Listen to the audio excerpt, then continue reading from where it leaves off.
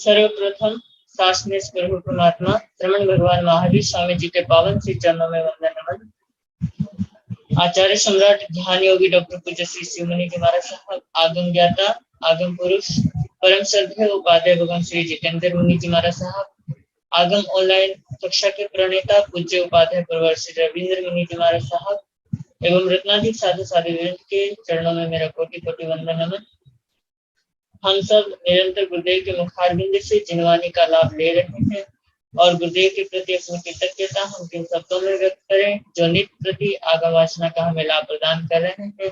तो आज गुरुदेव हमें आगम वासना का लाभ प्रदान करें, उससे पूर्व हम सभी गुरु वंदना द्वारा अपने आराध्य उपाध्याय प्रवर को वंदन करेंगे। और आज गुरु वंदना का लाभ ले रहे हैं महासाध्वी श्री समता जी महाराज, महासाध्वी श्री संजू जी महाराज आदि खाने 5।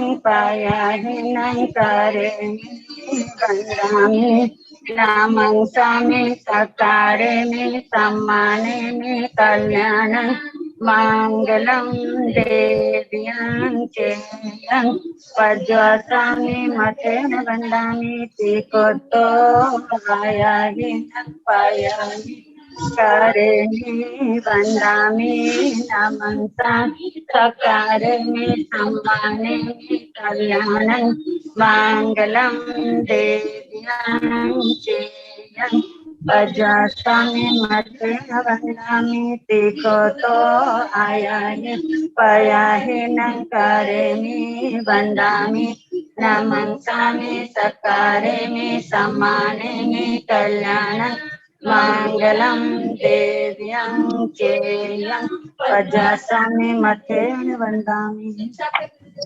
हाँ जी, सुख साता है आज सबको। आचार्य सम्राट ध्यान योगी डॉक्टर पूज्य श्री शिवमुनि जी महाराज साहब के मंगल आशीर्वाद से और उपाध्याय प्रवर पूज्य गुरुदेव श्री रविंद्र मुनि जी महाराज साहब के कुशल मार्गदर्शन में ऑनलाइन क्लासेस हमारी चल रही है और निरंतर आगम वाचना हमारे परम श्रद्धेय गुरुदेव उपाध्याय प्रवर श्री जितेंद्र मुनि जी महाराज साहब हमें प्रदान कर रहे हैं। यह आगम वाचना निर्विघ्नता से चलती रहे, इसलिए प्रतिदिन साधु साध्वी वृंद द्वारा तपस्या चल रही है। और आज जिनकी तपस्या है उनके नाम है दिव्य साधिका श्री रश्मि जी महाराज साहब की सुशिष्या डॉक्टर शिव प्रज्ञा जी महाराज, महासाध्वी श्री जगदीशमती जी महाराज साहब की सुशिष्या दिव्य साधिका प्रवचन महासाध्वी श्री रमेश कुमारी जी महाराज, प्रवचन भास्कर महासाध्वी श्री संतोष कुमारी जी महाराज, तरुण तपस्विनी महासाध्वी श्री समा जी महाराज, उपाध्याय प्रवर अनुयोग प्रवर्तक पूज्य श्री कन्हैया लाल जी महाराज साहब के शिष्य तपोप्रिय श्री संजय मुनि जी महाराज साहब का 13वां उपवास है। साध्वी श्री कृष्णा जी महाराज, साध्वी समता जी महाराज, साध्वी श्री यशा जी महाराज, साध्वी श्री सृजना जी महाराज, महासाध्वी श्री डॉक्टर प्रवीण जी महाराज के शिष्य साध्वी श्री हितांशी जी महाराज, साध्वी श्री समता श्री साध्वी परिवार की तरफ से तपस्या है। निर्भीक वक्ता श्री संतोष कुमारी जी महाराज के शिष्य श्री परिधि जी महाराज। इस तरह आज हमारे साधु साध्वी द्वारा तपस्या चल रही है। तपस्या करने वाले सभी साधु साध्वी वृंद को मैं बहुत बहुत शुभकामनाएं पूछता हूँ, उनकी तपस्या की अनुमोदना भी करता हूँ। अब मैं गुरुदेव आगम ज्ञाता आगम पुरुष उपाध्याय भगवान श्री जितेंद्र मुनि जी महाराज साहब से मैं करबद्ध प्रार्थना करूंगा कि हे गुरुदेव, हे ज्ञानदाता, हमें ज्ञान वाणी का दान देकर हमें लाभान्वित करे। पूज्य उपाध्याय भगवान श्री जितेंद्र मुनि जी महाराज साहब। नमो हरिहंताण, नमो सिद्धाण, नमो आर्याण, नमो देवधायाण, नमो लोये सर्वसाहुण, केशो पंचमकारो सर्वपावकनाशनो, मंगलानां च संदेशं परमं हवै मंगलम्। जिन शासन जिन वाणी सदा जयवंत हो, श्रमण संग सदा अविचल मंगल हो। मुक्ति को प्राप्त श्रमण भगवान महावीर स्वामी, उनकी परम पावन कल्याणी भागवती वाणी वाचक प्रमुख श्री इंदर भूति गौतम आदि गणधर भगवत युग प्रधानाचार्य परम पूज्य श्री सुधर्मा स्वामी जी महाराज, उनकी परम पावन पाठ परंपरा वर्तमान आचार्य ध्यान योगी परम पूज्य श्री शिव मुनि जी महाराज एवं गुरुजन सबके पावन चरण सरोजों में मेरा अनंत अनंत वार वंदना नमस्कार। आगम परिषद में विराजमान वरिष्ठ मुनिराज, अन्य मुनिवृंद, परम आदरणीय भगवती स्वरूपा महासाधुनिया, श्री आचार्य सूत्र की वाचना प्रारंभ है जो निरंतर आगे बढ़ रही। प्रथम स्कंध का छठा अध्याय भूत और उसका पांचवा उद्देश्य सुनाया जा रहा है। तो आणु ही भिक्खु धम्म माइक माने नो अत्तान आसाइजा नो परम आसाइजा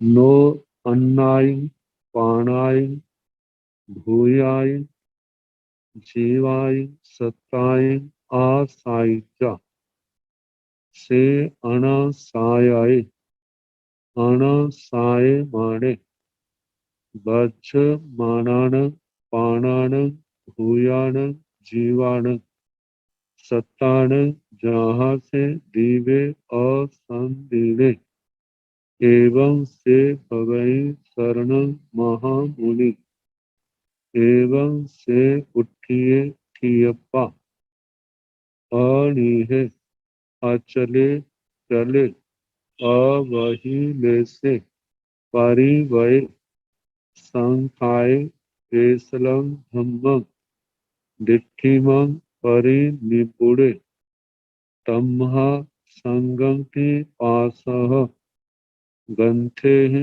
गढ़िया नरा सन्ना काम कंता तम्हा लुहाओ नो परि तसिजा जसी में आरंभा सबौ सवप्याय सुपरिणाया भवंती तेसी में लूसीने नो परि विकसंति से वंता कोहं च मानं च मायं च लोभं च एस तुट्टे वियाहिये पीवे।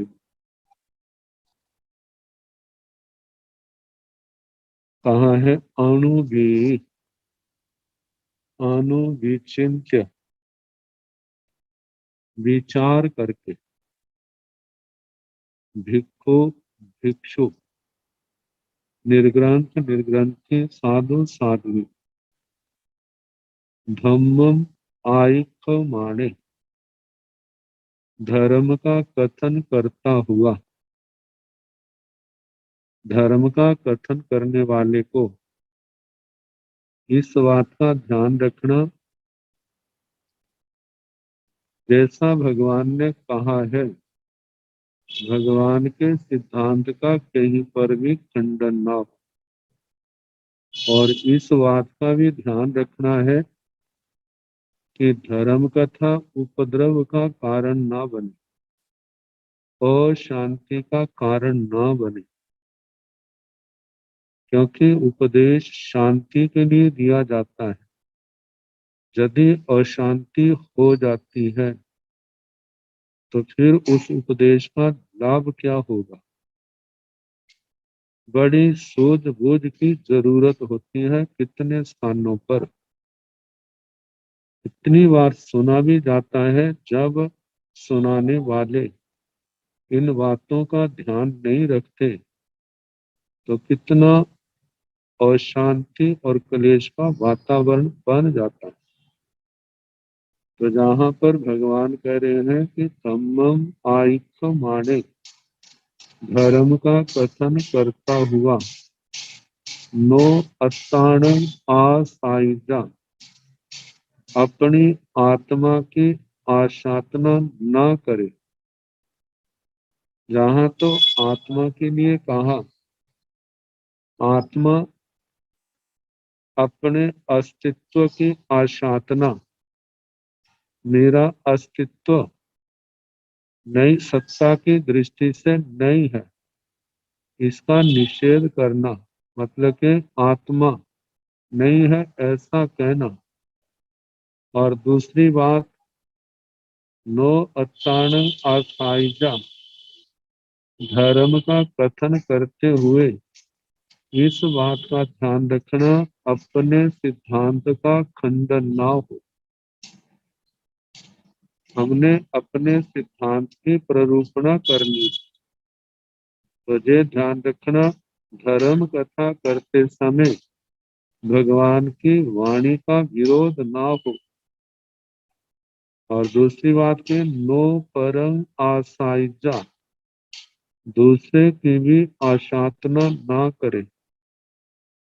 यदि सुनाने वाला सीधा सपाट दूसरे की निंदा करेगा, दूसरे के सिद्धांतों का खंडन करने लग जाएगा, तो ये निश्चित होगा उनके अंदर आवेश आएगा, और आवेश ही बढ़ते बढ़ते कलेश का कारण बनेगा। तो एकदम सीधा उनका, उनकी आशातना, उनका खंडन ना करने लग जाए। जहाँ पर द्रव्य, क्षेत्र, काल, भाव, जो हमारे चार बातें कही जाती हैं, कहा जाता है धर्म कथा करने वाले को इन सब बातों का ध्यान रखना चाहिए। यदि रखते हैं तो लाभ निश्चित है, नहीं रखते हैं तो लाभ के स्थान पर नुकसान ही होगा। तो कहा है कि ना अपनी आशातना करे, ना दूसरों की आशातना तिरस्कार करे। नो अन्नाय पाणाय भूयाय जीवाय सत्ताय आसाइजा, नो नहीं अन्नाय दूसरे, पाणाय भूयाय जीवाय सत्ताय प्राण भूत जीव सत्व, इनकी भी नो आसाइजा, इनकी आशातना ना करे। इनकी आशातना जैसे इनके अस्तित्व को मानने से इनकार करना, ये तो अस्तित्व को लेकर के इनकी आशातना है। और दूसरी आशातना इन ऐसे वचनों का प्रयोग करना जिससे लोगों की प्रवृत्ति इनके आरंभ समारंभ में बढ़े। तो कहा है कि ये क्या है, इन प्राण भूत जीव सत्व इनकी आशातना है। प्राण से मतलब विकलेंद्रिय जीव, भूत से मतलब वनस्पति काय, जीव से मतलब पंचेंद्रिय जीव, और सत्व से मतलब पृथ्वी काय, अपकाय, तेजस काय, वायु काय। वैसे ये सारे शब्द हर के लिए प्रयुक्त किए जा सकते हैं अर्थ की दृष्टि से, शब्दों की व्युत्पत्ति से, लेकिन आचार्यों ने इनको केवल एक ग्रुप के लिए जो बताया है उनके लिए रूढ़ कर दिया। तो कहा है कि इनकी भी आशातना ना करें। एक आशातना इनकी, इनके अस्तित्व के प्रति इनकार करना, जो जीव नहीं है। दूसरा, इनको जिस प्ररूपणा से, जिस हमारी प्रेरणा से इनको, इनका वध हो, इनकी परितापना हो, इनको क्लेश पहुंचे, ऐसे वचन बोलना, लोगों की प्रवृत्ति इनके आरंभ समारंभ में हो, ये क्या है, इनकी आशातना। तो कहा ऐसे भी जहाँ प्राण भूत जीव सत्व जो है इनकी भी आशातना ना करे। से अनासाय, वह धर्म कथा करने वाला जो किसी की भी आशातना नहीं कर रहा है, मतलब किसी की आशातना नहीं करने वाला। अनाशातक, अनासाय माने किसी जीव की आशातना ना करने वाला, नहीं करता हुआ।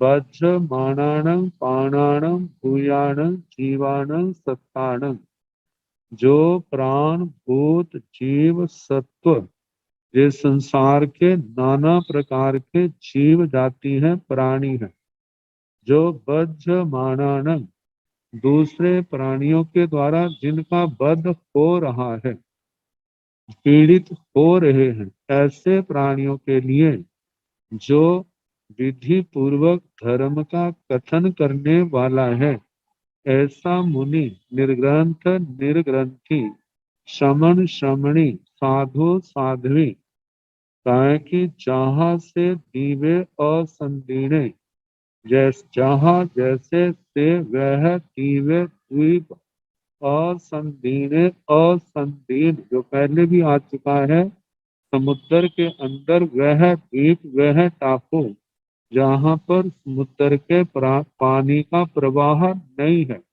प्रभाव समुद्र के पानी के प्रभाव से मुक्त है। कहा जैसे वो समुद्र में डूबने वाले प्राणियों के लिए वह आश्रय है, वह आलंबन सहारा है।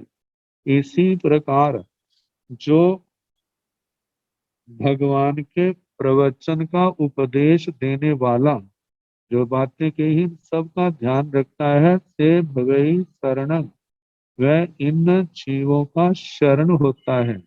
आगे कहा है कि महामुनि से वह महामुनि भगई शरणं, इन जीवों का शरण भूत, शरण स्थान बनता है। इनके जो इनके अभय की बात करने वाला, तो कहा किनका, जो वध्यमान, जिनका वध हो रहा है, ऐसे प्राणी प्राण भूत जीव सत्व प्राणियों का के लिए वह असंदीन द्वीप के रूप में है। आगे बताया है एवं से उठिए ठियप्पा, एवं से उठिए, इस प्रकार वह उत्थित, मतलब उत्थित का मतलब जो संयम का अनुष्ठान करने वाला है, जो स्वयं संयम पालन करने वाला है। और थी अपा, जो ज्ञान दर्शन चारित्र तप में जो स्थित है। तो ज्ञान दर्शन तप इस मोक्ष मार्ग में स्थित होने के कारण उस निर्ग्रंथ निर्ग्रंथी को, साधु साध्वी को स्थित आत्मा कहा है। अनीह, किसी से भी राग द्वेष करने वाला नहीं है।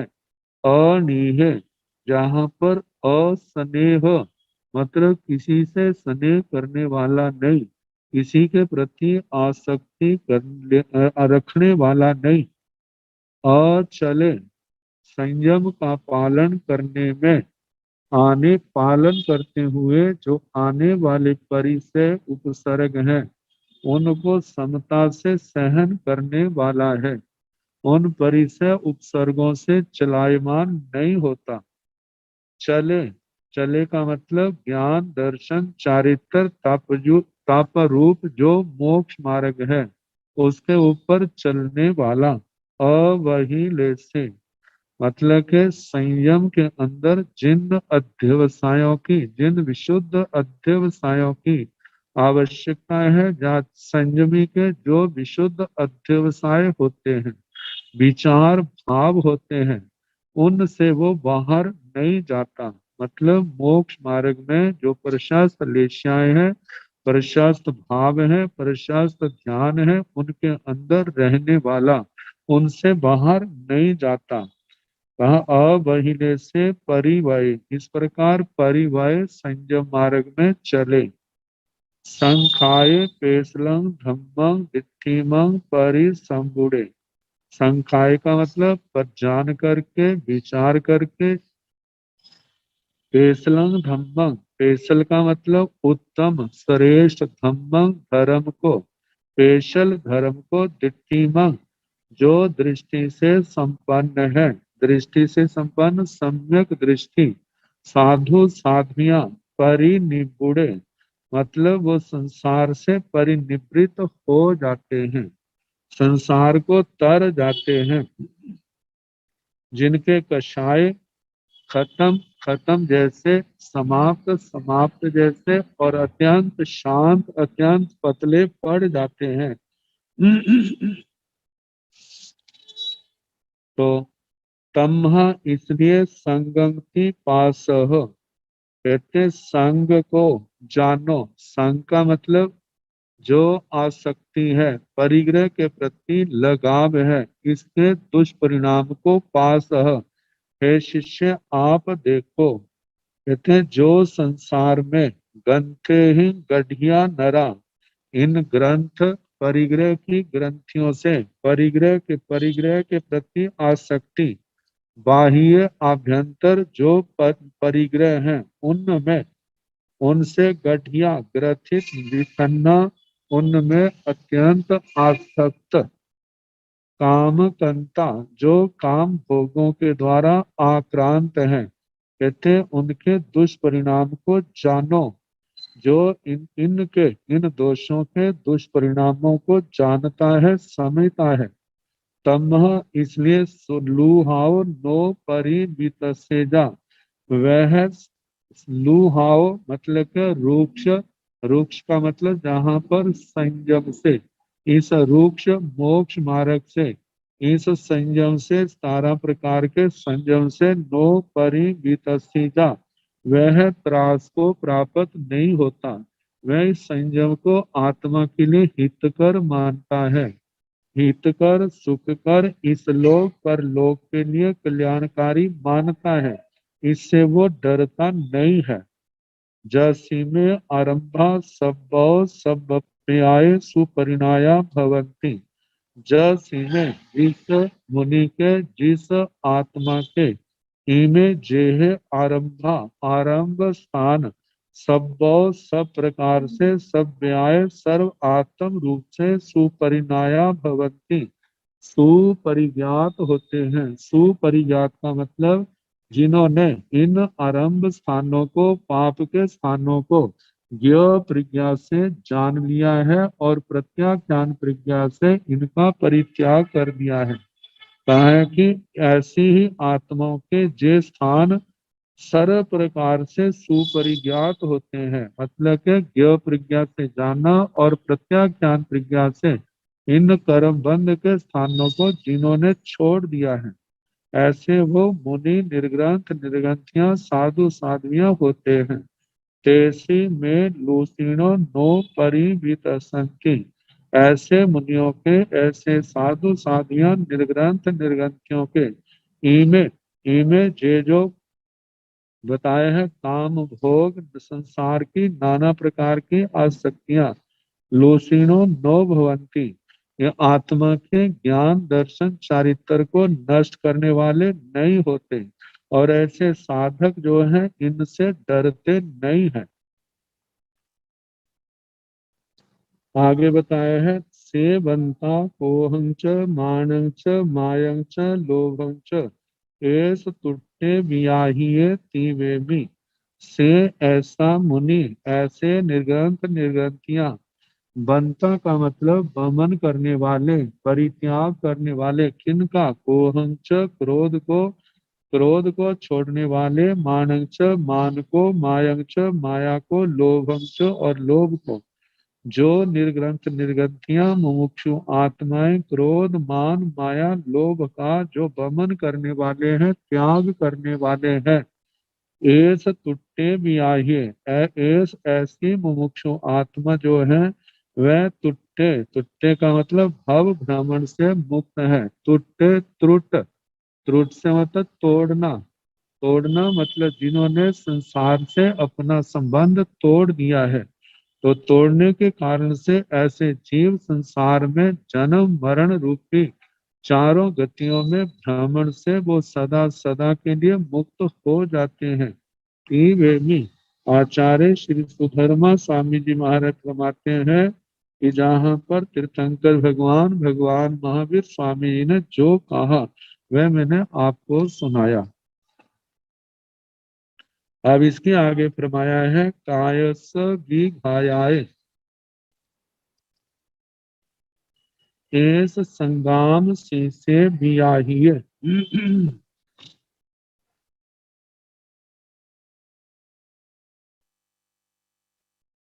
सेहु पारंगमे मुनि अभिहम माणे खलगावयठी कालोवनीय कंखिज कालं जाव शरीर भेउ तिवेमि कायस विघायाय। कि कायस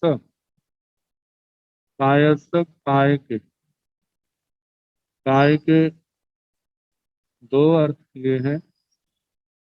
पहला अर्थ किया है औदारिक आदि शरीर। तो साधु साध्वी के पास तीन शरीर, औदारिक शरीर, तेज शरीर, कार्बन शरीर, ये जो तीन शरीर हैं इनके विघायाय विघात, इनके विनाश के लिए।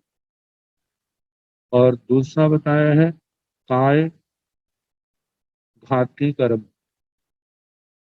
घाती चतुष्टय ज्ञानावरणीय, दर्शनावरणीय, मोहनीय और अंतराय, इनके घात के लिए कहा जाता है घाती कर्म खत्म हो गए हैं तो शेष कर्म उनको खत्म करने में, नष्ट करने में जोर नहीं रखते। और आगे चलें तो एक मोनी कर्म खत्म हो जाए तो समझना बाकी सारे खत्म होंगे, क्योंकि मोनी कर्म के क्षय होने पर शेष कर्मों की जो सत्ता है वो सदा नहीं रहती, उसी जन्म में समाप्त होने वाले होते हैं। तो बताया कि इस काय औदारिक आदि शरीर जो कार्बन शरीर नष्ट हो गया, तेजस नष्ट हो जाएगा, बाकी उदारिक वैकृत आहारक शरीरों का जो मूल आधार है वो तो कार्बन शरीर जय। जब जय नहीं रहे तो फिर ये संसार यात्रा में अलंबन रूप जो उदारिक शरीर है, उदारिक आदि शरीर है, वो भी नहीं रहते। तो कहा इन शरीरों के घात के लिए, घाती कर्मों को क्षय करने के लिए, नष्ट करने के लिए भी घाया एस संगाम शीशे बियाही। एस जो है संग्राम शीशे मत संग्राम शीरष का है, और संग्राम का अग्रिम हिस्सा जहां पर भयानक रूप से युद्ध होता है। तो जहां पर युद्ध वो दूसरे व्यक्तियों को मारने का तो नहीं है, जहां पर तो कर्मों को, विकारों को नष्ट करने का है। तो ये संग्राम शीरष कहा है कि जैसे उस संग्राम के अग्रभाग में योद्धा अपनी अपनी शक्तियों का प्रयोग करने वाले अपने आत्मबल, शारीरिक बल, अपने शस्त्र बल से एक दूसरे को जीतने का प्रयास करने वाले, ऐसे ही जहां पर आत्मा का कर्मों के साथ जो युद्ध हो रहा है, संघर्ष हो रहा है, आत्मा ने धर्म की शक्तियों को अपने पास, अपने साथ जुटाया है और अधर्म की शक्तियों के ऊपर विजय पाने के लिए वो निरंतर प्रयास कर रहा है। तो कहा जाता है जिस समय आत्मा बंधे हुए कर्मों की उदीर्णा करता है तो उदीर्णा के बाद वो भाव पैदा होते हैं जो कर्म जिन कर्मों की उदीर्णा की। जब वो भाव पैदा होते हैं तो साधक जिसका आत्म बल विशेष है, समझ विशेष है, साधना विशेष है, तो उन इन भावों से, प्रशस्त भावों से अप्रशस्त भावों को नष्ट करता है। अब इसमें कितने जितने साधना करता जाएगा उतना ही उसके कर्म भी नष्ट होते जाएंगे।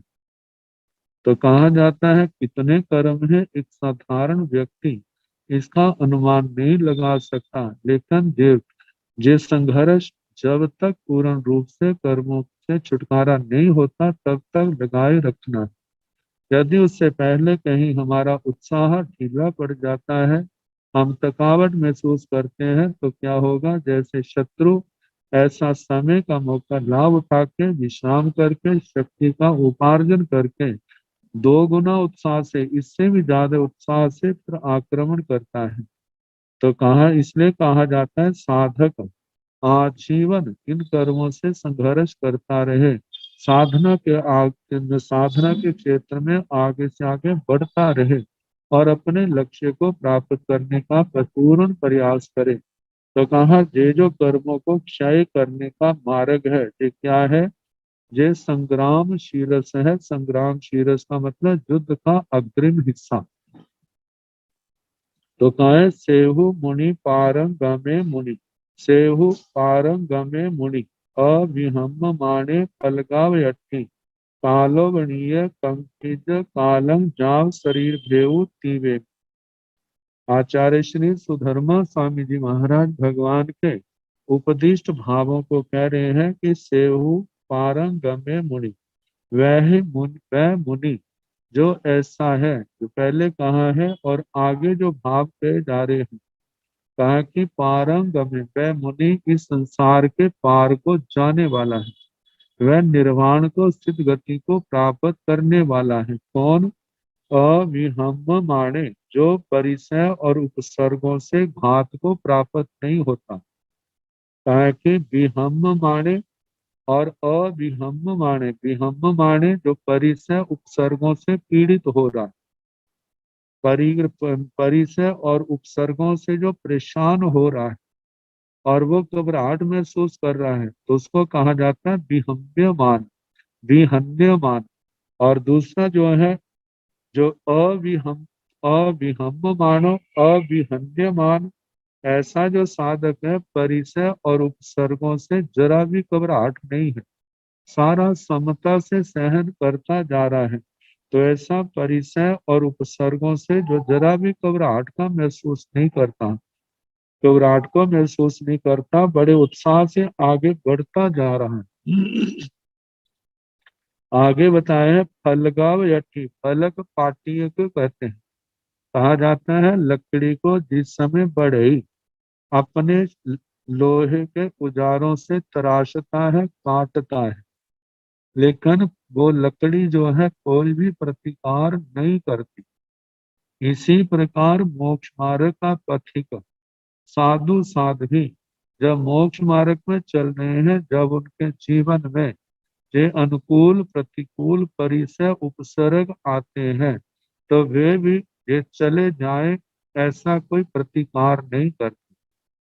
ऐसा समझ करके अपनी समता में, अपनी समाधि में, अपने धर्म ध्यान में, अपने संयम तप में स्थिर रहते हैं और उन परिचय उपसर्गों को समता से सहन करते हैं। तो कहा, जो सहन करते हैं उन्हीं को फलक की उपमा दी है, उन्हीं को वासी चंदन मतलब कप मतलब चंदन की लकड़ी की उपमा दी है। ये चंदन को तराशो, काटो, चाहे उसको, वो सब को काटने वाले को भी सुगंध देता है, नहीं काटने वाले को भी सुगंध देता है। तो ऐसा कहा, ऐसे गुण वाला जो मुनि है, वीतराग मार्ग का प्रतीक है। कोई उसकी स्तुति करता है, कोई निंदा करता है, दोनों को समान भाव से सुगंध देने वाला है। किसी को आशीष नहीं देता और ना किसी को बदशीष देता है। और कहा है, जिनके अंदर ऐसी स्थिरता, पवित्रता, वीतरागता आ जाती है, वो ही इस संसार समुद्र को पार करने के अधिकारी बनते हैं। दूसरे जीवों को अभी बड़ी साधना की जरूरत है, जिनके अंदर ऐसे भाव अभी नहीं आए हैं। तो कहा है कि कालो बनिए कंकिज कालम जाव शरीर भय, कालो बनिए, जिस समय काल काल धर्म पास आ जाता है, इस शरीर को छोड़ने का समय आ जाता है, आयुष्य की समाप्ति का समय आता है, तो जब एहसास होता है तो कहा कंकिज कालम, उस समय काल धर्म की चाहना करे, किसके द्वारा?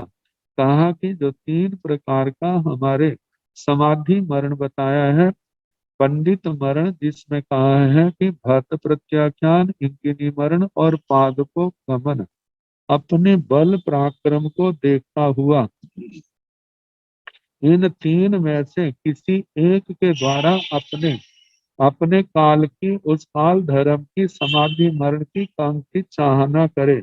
जाव शरीर भेवती, जे भाव कब तक रखे, कहा कि जब तक शरीर और आत्मा का भेद नहीं होता है।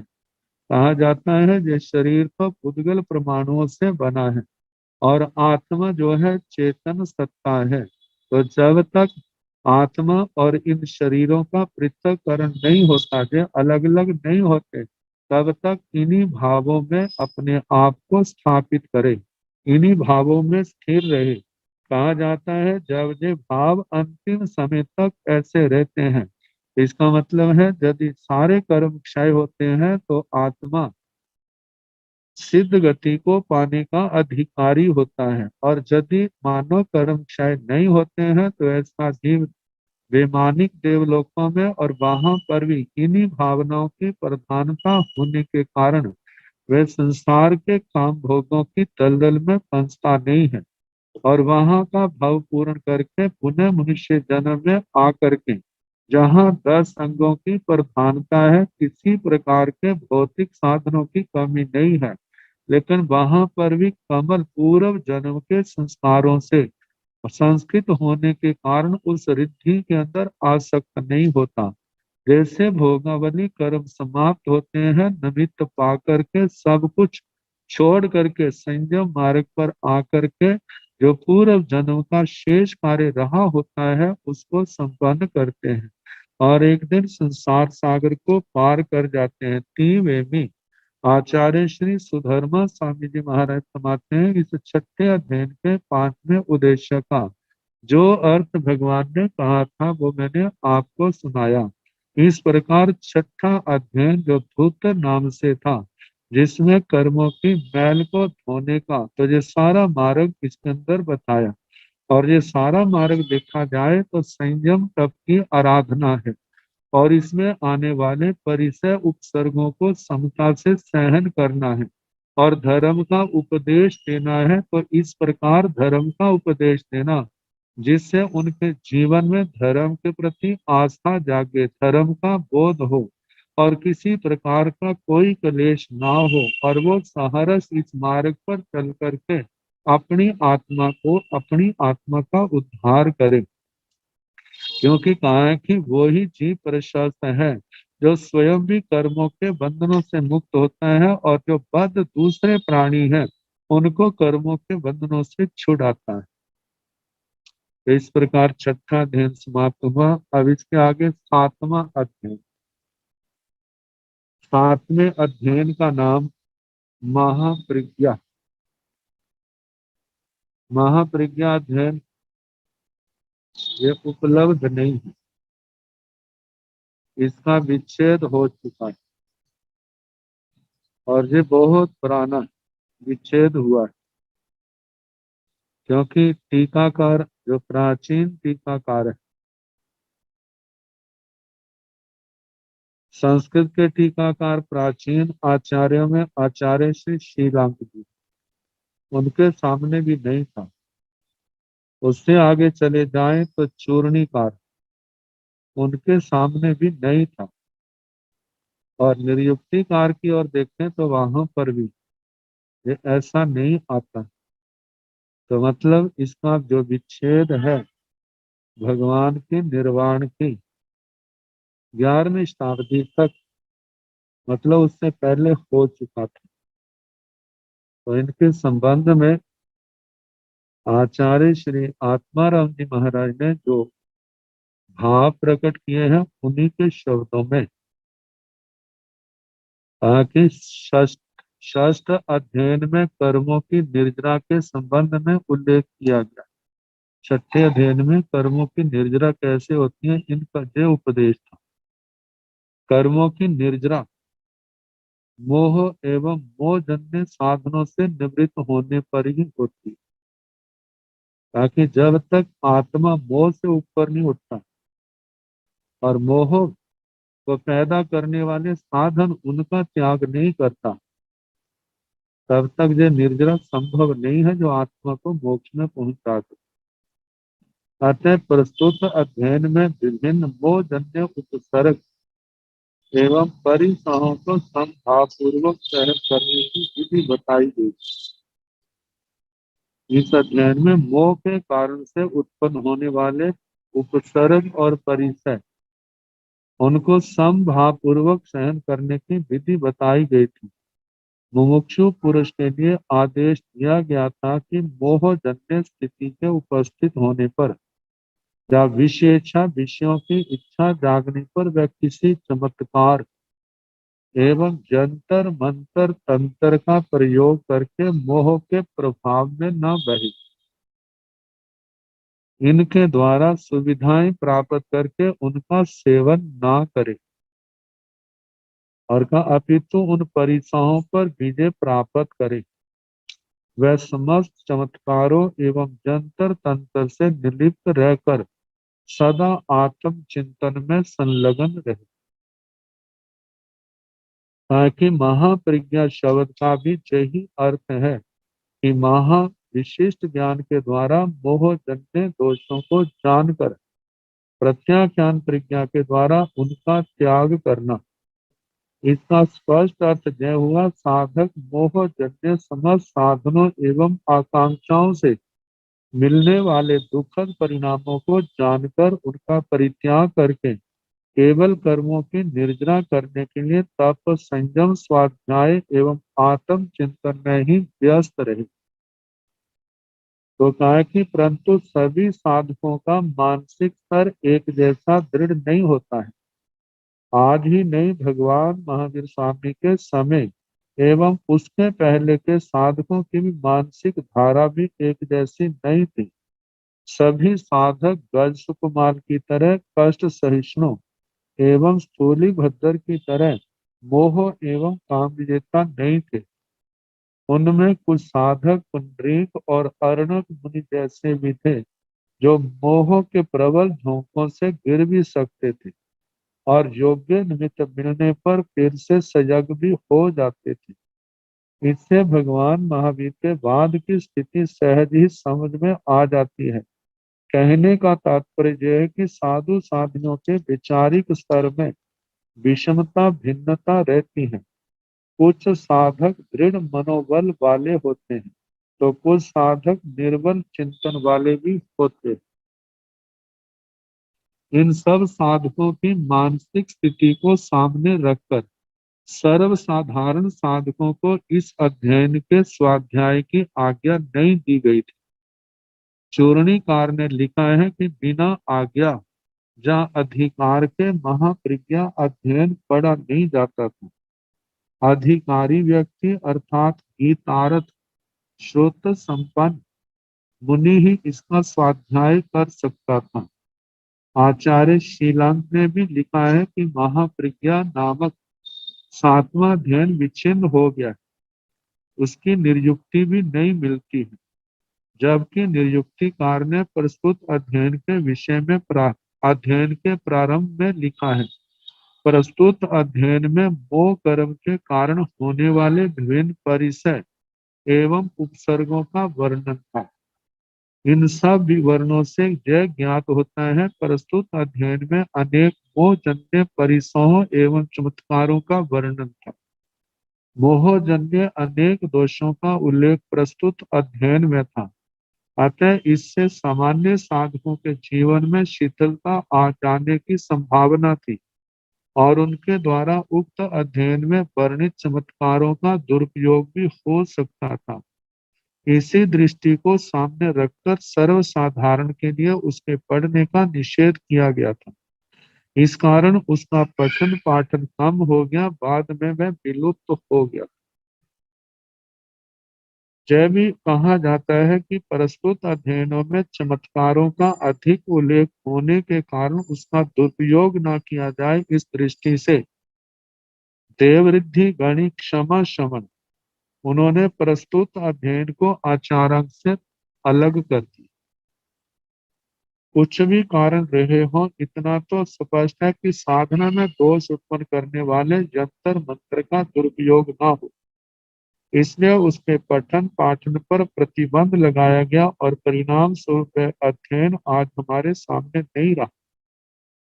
कहते हैं कुछ में प्रस्तुत अध्ययन का न रहना बहुत बड़ी कमी है, इससे अधिक और क्या कहा जा सकता है। तो इस प्रकार का है कि सब आगे 8वां अध्ययन है विमोक्ष।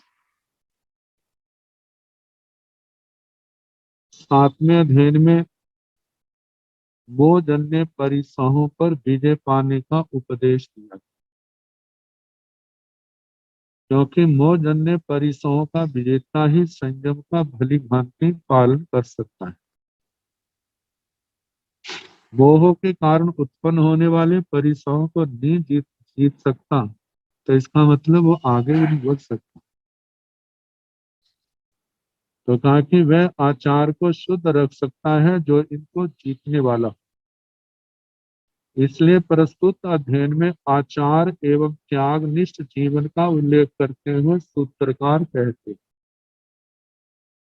सेवेमि समनुन्नस्व असमनुन्नस्व अष्टंग वा काणंग वा क्षाइमंग वा साइमंग वा भत्तंग वा पड़िगहंग वा कम्बलंग वा पाए पुंसनंग वा नो पादेजा नो निवंतिजा नो कुज्जा बेया बढ़िया परम आढ़ाए माने थिवे।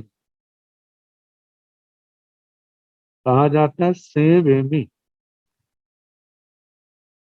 आचार्य श्री सुधर्मा स्वामी जी महाराज भगवान के भावों का वर्णन करते हुए कहते हैं कि सेवेमि हे आर्य वह मैं तुम्हें कहता हूँ। क्या कहता हूँ? समनुन्नस्व व असमनुन्नस्व समनोज्ञ। समनोज्ञ से लिया है जो हमारे धर्म संप्रदाय का व्यक्ति तो है, लेकिन जैसी अपने समाचारी है उसके अनुसार उसका आचरण नहीं, शिथिलता है, ढीलापन है। और जो मुनि आचार निष्ठ है, संयम के प्रति जागरूक है, मेरे संयम में किसी प्रकार का दोष ना लगे इस बात का सदा ध्यान रखता है, 5 समिति 3 गुप्ती का सम्यक पालन करता है, 5 महाव्रतों का छठे रात्रि भोजन के त्याग का सम्यक पालन करता है, ताकि भगवान की वाणी के अनुसार निर्दोष संयम पालन करने वाला जो दूसरे सब लोग अपने ही इस मार्ग के पथिक हैं, लेकिन अपने आचार के प्रति जागरूक नहीं है, अपने व्रतों के पालन में उनका इतना ध्यान नहीं है वे मेरे व्रत विशुद्ध हो, 5 समिति 3 गुप्ती का सम्यक ध्यान नहीं रखते। तो कहा ऐसे साधु साधुयां सब लोग। और दूसरा कहा है कि एक तो वे है समान समाचारी वाले और समान भाव से पालन करने वाले, ये सूत्र उनसे संबंधित नहीं, जो समाचारी का संयम का जो सम्यक प्रकार से पालन करने वाले नहीं है। असमनुन्नस कहा जो असमनोज्ञ, असमनोज्ञ का मतलब अपने मार्ग से भिन्न, इस जैन मार्ग से आहत, जिन धर्म के मार्ग से अन्य मतावलंबी, चाहे वो बौद्ध धर्मी है, सनातन धर्म को मानने वाला है, दूसरे धर्मों को मानने वाला, कहा कि उनके संबंध में अष्टंगवा पाणंगवा खाईमंगवा साईमंगवा उनसे अपना अशन पान खादिम स्वादिम बत्तंगवा पड़ी गहंगवा वस्त्र है, पड़ी गहंग पात्र है, कंबलंगवा कंबल है, पाए पोचनंगवा पाद प्रोक्षण रजो हरण आदि नो पादेजा नो निमंत्रिजा नो कुज्जा बेआवड़ियं परम आढ़ाए मानी।